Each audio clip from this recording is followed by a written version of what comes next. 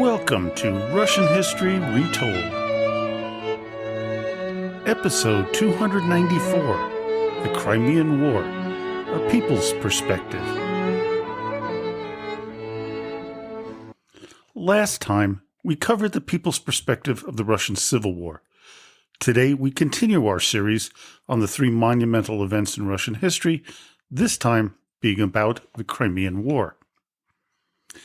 In my opinion, the cataclysmic event that was the Russian Civil War began with Russia's humiliating defeat in the Crimean War. After Russia ousted Napoleon from its lands and defeated the French in 1814, Russia was considered one of the world's leading powers. Their defeat in Crimea exposed them as a real paper tiger and still a very backwards nation. The impending defeat was said to have humiliated Tsar Nicholas I so much that he died heartbroken. In today's episode, we'll again avoid going into the details of why the war started, who was involved in any description of the battles that ensued. What we're going to focus on is how the people who fought the war felt and what they experienced, as well as how the Russian people reacted to the events and eventual defeat. It would lay the groundwork for the next episode in the series, A Russian Revolution, The People's Perspective. Within Russia, there was a feeling of mistreatment by the Western powers of France, Great Britain, and Austria. Through his ministers like Paskevich and Pogodin, Tsar Nicholas I sought to rouse the Russian people into believing that it was an us versus them situation, much like Vladimir Putin is doing today. He also used a religious argument that Russia had to protect its Orthodox brethren, the Slavs, who were being mistreated by the Ottoman Turks. Pogodin wrote a lengthy memorandum stating these particular points, and here's a brief excerpt from that paper. Quote, "By declaring war on us, the Turks have destroyed all the old treaties defining our relations, so we can now demand the liberation of the Slavs and bring this about by war, as they themselves have chosen war. If we do not liberate the Slavs and bring them under our protection, then our enemies, the English and the French, will do so instead. In Serbia, Bulgaria, and Bosnia, they're active everywhere among the Slavs and their Western parties. And if they succeed, where will we be then?" I bring this up because this became the official position that was put out in front of the Russian people to justify a war. The government further asserted that if they went to war against the Ottomans, the people of Bulgaria, Serbia, and other Slavic people would join the cause. Of course, none of this came to fruition. What it did do, though, was to enrage everyone else, especially the British, who viewed the Russians as a threat to their holdings in India and Afghanistan. The people of Western Europe felt hostility towards the Russians, mainly due to their religious beliefs. Catholics had been obviously opposed to Orthodoxy since the Schism of 1054.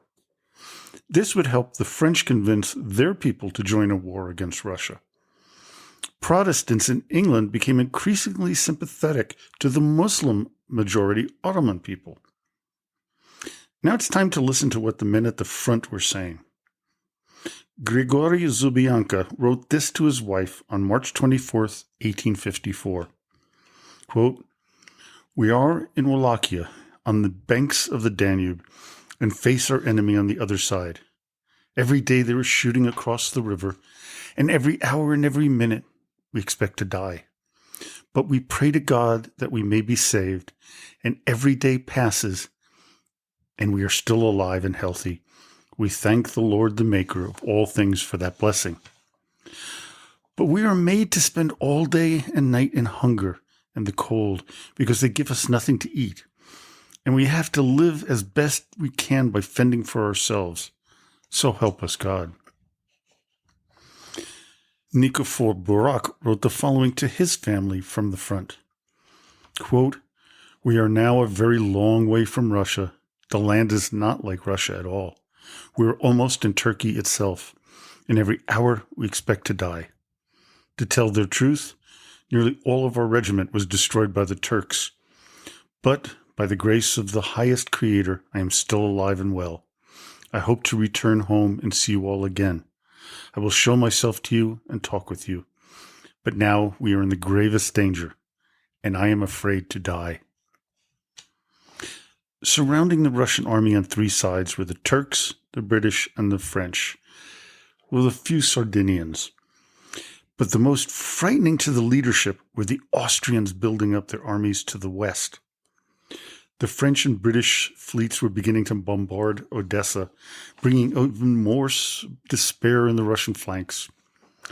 What few people at the time understood was that what was going to happen in the Crimean Peninsula was something that would be known later as trench warfare. This would reappear about 60 years after that during World War I. The problem the Russians had was their lack of weapon development since the Napoleonic era. The British and French were vastly superior in their weaponry and had far greater ranges. Russian military engineer Edward Tuttlebine wrote this, quote, "Left to themselves to perform the role of sharpshooters, the British troops did not hesitate under fire and did not require orders or supervision. Troops thus armed were full of confidence once they found out the accuracy and immense range of their weapons. Our infantry and their muskets could not reach the enemy at greater than 300 paces, while they fired on us from 1,200. The enemy, perfectly convinced of the superiority of his small arms, avoided close combat. Every time our battalions charged, he retired for some distance and began a murderous fusillade. Our columns, in pressing the attack, only succeeded in suffering terrible losses and finding it impossible to pass through the hail of bullets which overwhelmed them, and were obliged to fall back before reaching the enemy." One of the early battles between the Allied forces against the Russians was the Battle of Alma. It was a gruesome affair for both sides. The British, French, and Ottomans lost over 4,000 men, with the Russians losing over 5,000. What was worse was how the injured were treated, or the lack of treatment. As one Russian orderly reported, quote, "Hundreds of wounded had been deserted by their regiments, and these, with heart-rending cries and moans and pleading gestures, begged to be lifted into the carts and carriages. But what could I do for them? We were already packed to overloading. I tried to console them by telling them that their regimental wagons were coming back for them, although, of course, they did not. One man could hardly drag himself along. He was without arms and his belly was shot through. Another had his leg blown off and jaw smashed, with his tongue torn out of and his body covered with wounds. Only the expression on his face pleaded for a mouthful of water. But where to get even that? While the British and French could clear the battlefield of their wounded within 2 days, the Russians did no such thing. The Allied forces would tend to their wounds after taking them by cart to hospitals in Scutari, outside Constantinople. As William Russell described the scene, quote, "The sullen, angry scowl of some of these men were fearful. Fanaticism and immortal hate spoke through their angry eyeballs, and he who gazed on them with pity and compassion could at last, unwillingly, understand how these men could, in their savage passion, kill the wounded and fire on the conqueror who, in his generous humanity, had aided them as he passed."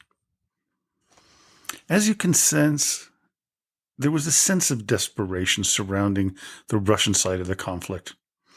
However, the Allies had lost a considerable amount of men as well.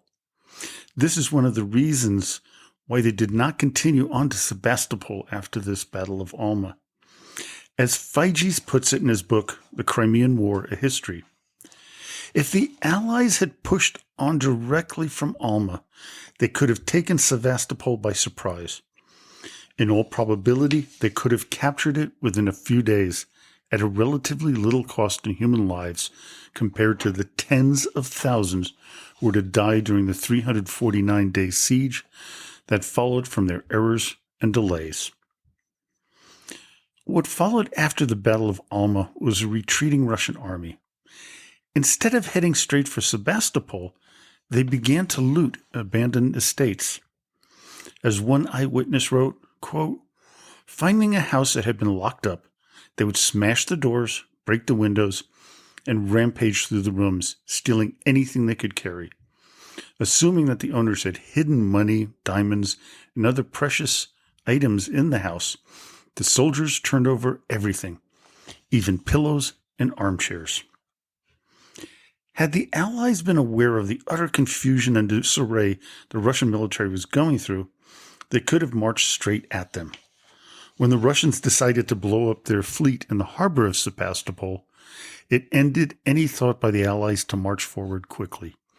They had no way to ferry troops into the city, so they slowed their advance. Sebastopol at the time was primarily a military base with additional support staff.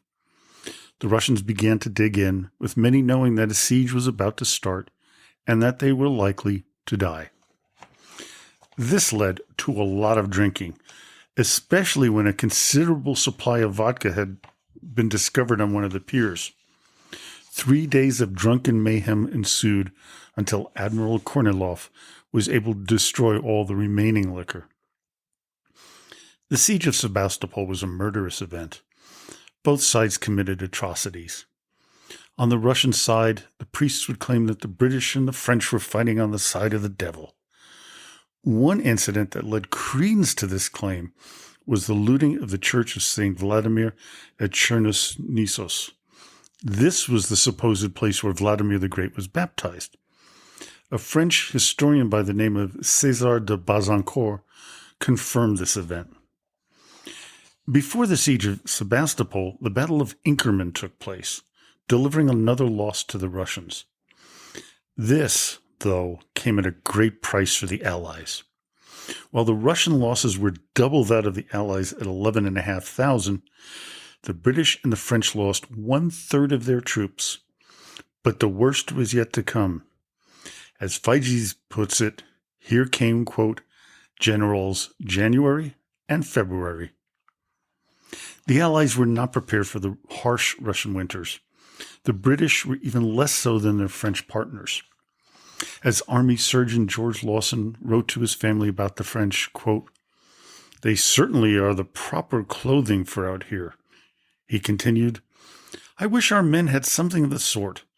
Many of them are almost shoeless and shirtless, their great coats worn to a thread and torn in all directions, having had not only to live in them during the day, but sleep in them by night, covered only by the wet blanket which they have just brought up with them from the trenches."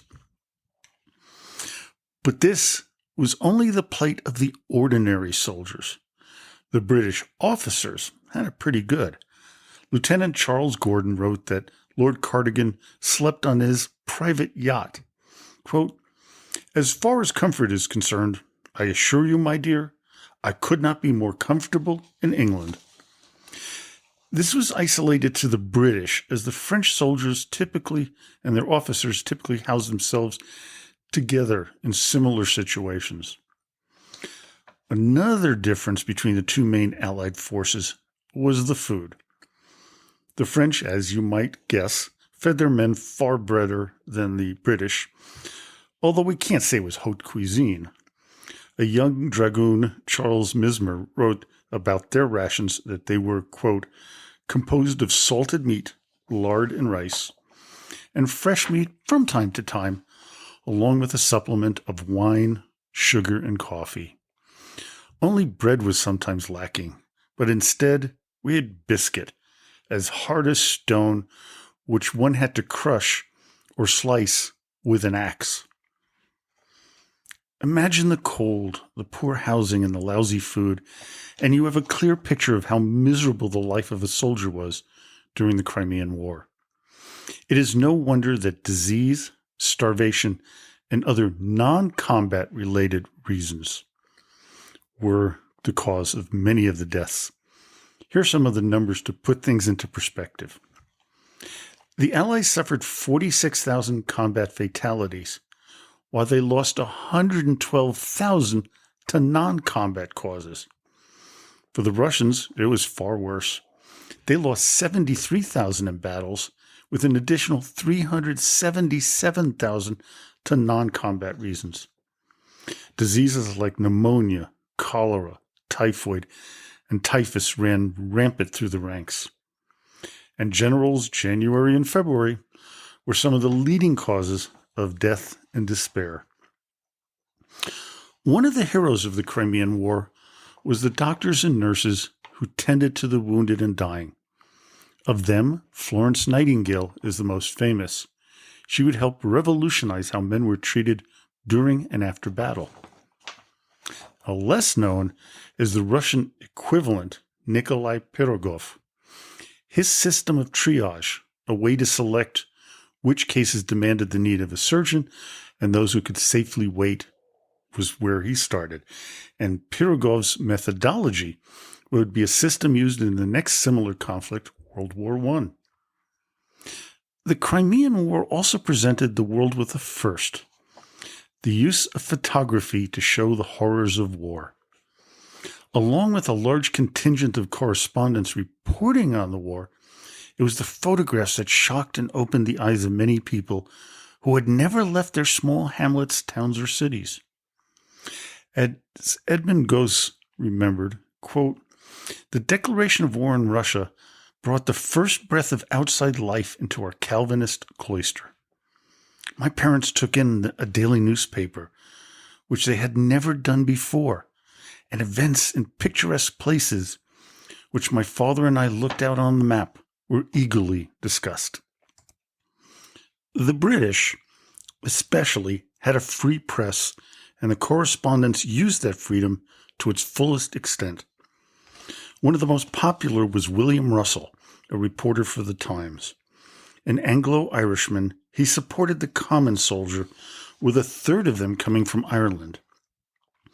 As Henry Clifford described him, quote, "A vulgar low Irishman, an apostate Catholic, but he has the gift of gab and uses his pen as well as his tongue, sings a good song, drinks anyone's brandy and water, and smokes as many cigars as foolish young officers will let him. And he is looked upon by most in camp as a jolly good fellow. He is just the sort of chap to get information, particularly out of youngsters." Lord Raglan, head of British military operations, was furious with Russell's reporting. He went so far as to accuse him of treason, something Henry Newcastle, Secretary of State for War, rejected. Due to public pressure, the pressure on the high command of the British Army was growing by the day. In France, the same cannot be said because of a measure of censorship prevailed under Napoleon III. He had risen to power through a coup and needed to keep any negative news out of the public's hands. Try as he could, Napoleon knew the rumors of the casualties rising would be catastrophic to his regime. His position was to order that the siege of Sebastopol be accelerated. As for the Russians, the censorship was as strict as possible. It took 49 days after the fall of Sebastopol before the Russian people got news of it. Still, the details of the enormity of the loss and the panic within the Russian army was kept hidden.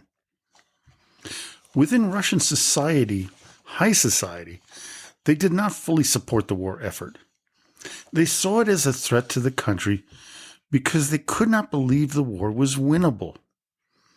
As Prince Vyazhemsky would write, quote, "How will it end? In my modest view, we have no chance of victory. The English, allied to the French, will always be stronger than us." The secret police under Nicholas I was known as the Third Section. They reported that most of the educated population was against the war and wanted it to come to a negotiated end. As for the peasantry, there were mixed signals. Rumors abound that any serf who would volunteer for the army would be given freedom. That, of course, would be a falsehood. Whole bands of serfs would show up in the military garrisons demanding to be enlisted, sometimes going so far as to attack the soldiers and the police. The other rumor was that the English and French would free any serfs who joined their cause. Many started to head south, along with a number of free Cossacks. This was to be part of the start of the revolutionary fervor that would eventually lead to the 1905 and 1917 Russian revolutions. Tsar Nicholas was convinced that generals January and February would weaken the Allies so much that his army could counterattack and win the war. When that did not happen, he became despondent, dying of broken heart and complications from pneumonia on March 2nd, 1855. Pressure mounted on both sides to negotiate a peace. With a new Tsar, Alexander II, there was renewed hope for a settlement. Unfortunately for both sides, the war would rage for another year. Battle after fruitless battle was fought, with men dying in droves. Then, both sides, and especially the Russians, began to dig in. This would be yet another preview of what would happen in World War I. By springtime, the Allied forces began revitalizing, and supplies began to build up after the winter lull. Here's an example of a meal prepared for the British soldiers that year. Quote, "Put in the boiler 30 quarts of water, add to it 50 pounds of meat, either beef or mutton, add the rations of preserved or fresh vegetables, add 10 small tablespoons of salt, simmer for 3 hours, and serve." The attack to end the siege of Sebastopol began in June 1855. It'd be a brutal and horrific sight. As Octave Coulet reported, quote, "Hoisting one another up, we scaled the walls, and overcoming the resistance of the enemy on the parapet, launched a furious avalanche of fire into the crowd defending the redoubt. What happened next, I cannot describe. It was a scene of carnage. Fighting like madmen, our soldiers spiked their guns, and the few Russians who were brave enough to fight us were all slaughtered." With the fall of Sebastopol, the war was over for all intents and purposes.